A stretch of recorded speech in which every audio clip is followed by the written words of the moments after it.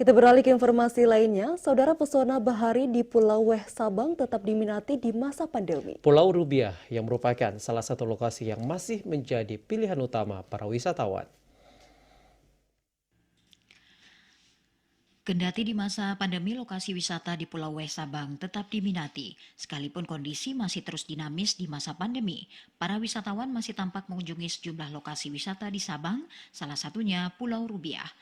Kawasan Pulau Rubiah merupakan wisata laut yang dapat ditempuh dengan menggunakan kapal motor yang disewakan melalui Pantai Ibu.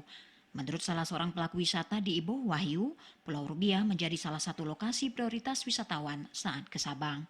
Meski masih terbatas, penyewaan kapal motor, alat selam, dan kuliner merupakan pemasukan utama para pelaku wisata saat wisatawan mampir ke Pulau Rubiah.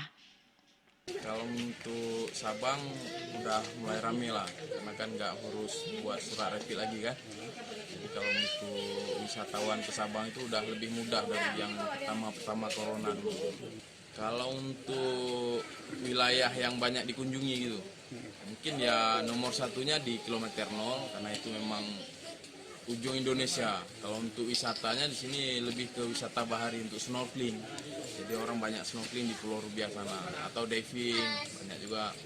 Tidak saja dapat menikmati alam bahari Pulau Rubiah, wisatawan juga dapat melihat dan berziarah ke makam istri ulama asal Singkil, Umi Sarah Rubiah, atau yang dikenal dengan Siti Rubiah. Usia makam Siti Rubiah tertera tahun 1779.